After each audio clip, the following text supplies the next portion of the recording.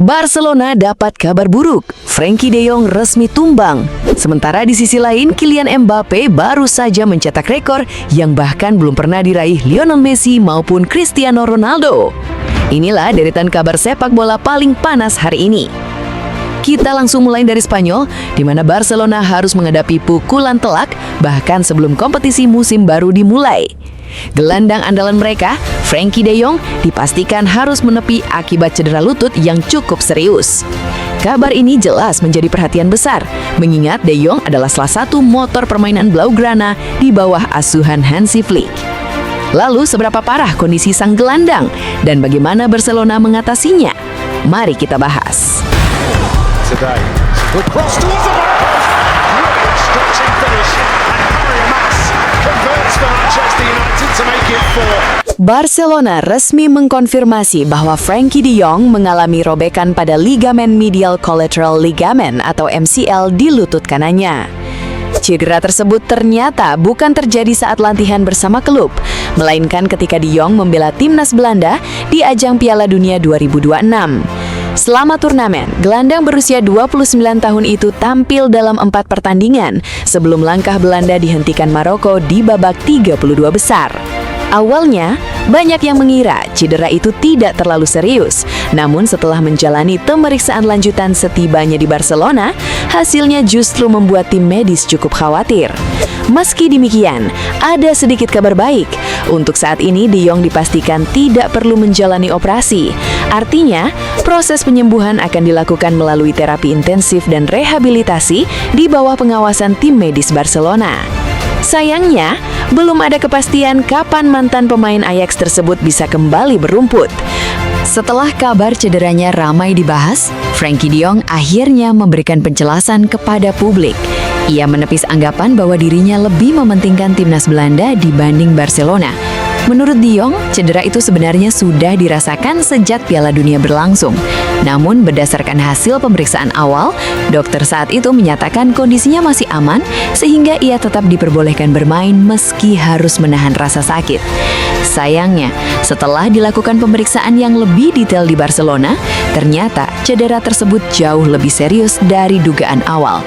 Untungnya, Barcelona masih memiliki stok gelandang yang cukup melimpah.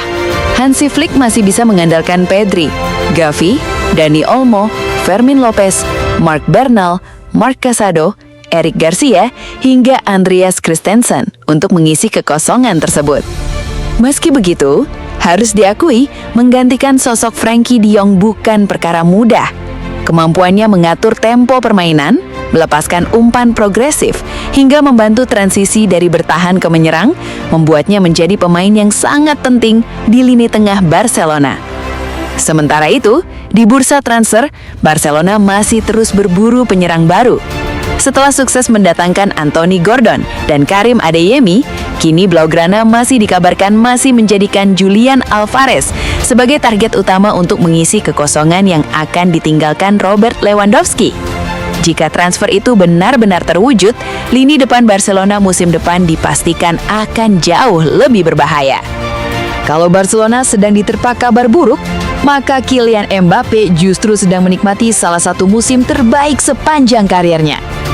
Penyerang Real Madrid itu baru saja menciptakan sejarah yang belum pernah dilakukan pemain manapun. Bahkan, Lionel Messi dan Cristiano Ronaldo pun belum pernah mencapainya. Apa rekor tersebut? Mbappe sukses menjadi pencetak gol terbanyak di La Liga, Liga Champions, dan Piala Dunia dalam satu musim yang sama. Sebuah pencapaian yang benar-benar luar biasa. Di La Liga, Mbappe mengoleksi 25 gol dan sukses meraih gelar Pichichi sebagai top skor kompetisi. Sementara di Liga Champions, meski Real Madrid gagal melangkah hingga final, Mbappe tetap keluar sebagai pencetak gol terbanyak dengan torehan 15 gol. Ketajamannya juga berlanjut bersama timnas Prancis di Piala Dunia 2026. Mbappe mencetak 10 gol dan berhasil membawa pulang penghargaan Golden Boot. Meski Prancis gagal mencapai partai final usai disingkirkan Spanyol di semifinal, performa individu Mbappe tetap tidak terbendung. Yang membuat pencapaian ini terasa semakin spesial adalah belum pernah ada pemain dalam sejarah sepak bola yang mampu menjadi top skor di Liga Domestik, Liga Champions, dan Piala Dunia dalam musim yang sama. Bukan Messi, bukan Ronaldo. Kini nama Kylian Mbappe resmi mencatatkan dirinya dalam buku sejarah sepak bola dunia. Manchester United tampaknya belum puas dengan aktivitas mereka di bursa transfer musim panas. Meski sudah mengeluarkan dana besar untuk mendatangkan Andre Santos dari Chelsea dan Yuri Tielemans dari Aston Villa dengan total nilai mencapai 85 juta pounds, Erik ten Hag, atau lebih tepatnya manajemen baru Setan Merah, masih merasa ada satu lubang besar yang harus segera ditutup. Posisi gelandang bertahan. Kepergian Casemiro dan cedera panjang yang dialami Manuel Ugarte membuat keseimbangan lini tengah Manchester United mulai dipertanyakan. Mereka membutuhkan sosok yang bukan hanya kuat bertahan, tetapi juga punya stamina tinggi dan mampu menjaga ritme permainan selama 90 menit. Dan kini, satu nama muncul sebagai kandidat terkuat.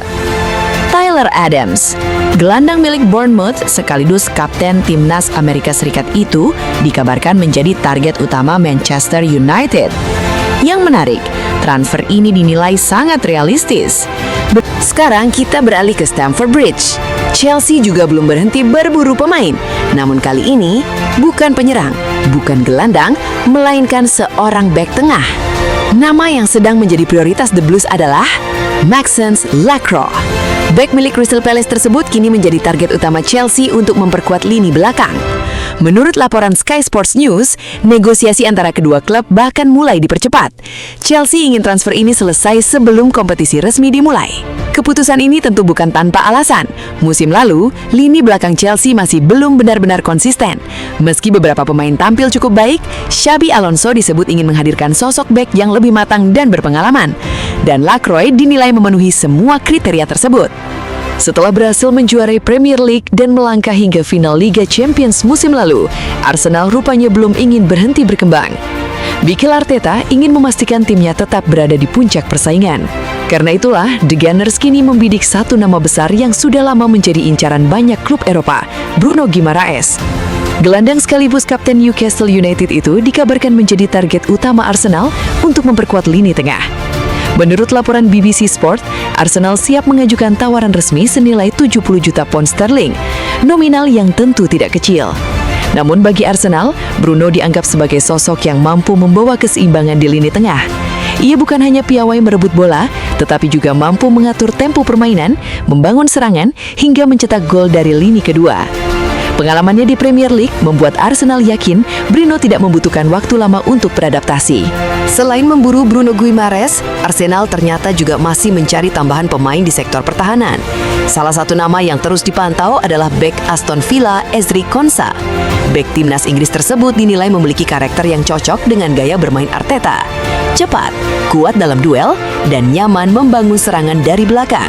Jika Arsenal berhasil mendapatkan satu gelandang dan satu bek baru, kedalaman skuad mereka musim depan dipastikan akan semakin menakutkan. Sekarang kita beralih ke Etihad Stadium. Manchester City akhirnya resmi memperkenalkan rekrutan anyar mereka. Bukan pemain biasa, tetapi salah satu gelandang muda paling menjanjikan di Inggris, Elliot Anderson. The Citizens menebus pemain berusia 23 tahun itu dari Nottingham Forest dengan nilai transfer fantastis 116 juta pound sterling. Angka yang langsung menjadikan transfer ini sebagai salah satu terbesar musim panas ini. Anderson langsung menandatangani kontrak berdurasi 5 tahun, sebuah bukti bahwa Manchester City benar-benar melihatnya sebagai investasi jangka panjang. Kalau kalian menjadi manajer klub, transfer mana yang menurut kalian paling menarik sejauh ini? Apakah Manchester City dengan Elliot Anderson? Arsenal yang mengejar Bruno Guimaraes? Chelsea yang memburu Maxence Lacroix? Atau Manchester United yang mengincar Tyler Adams? Tulis pendapat kalian di kolom komentar. Jangan lupa tinggalkan like, subscribe, dan aktifkan lonceng notifikasi agar tidak ketinggalan update berita sepak bola terbaru setiap hari. Sampai jumpa di video berikutnya.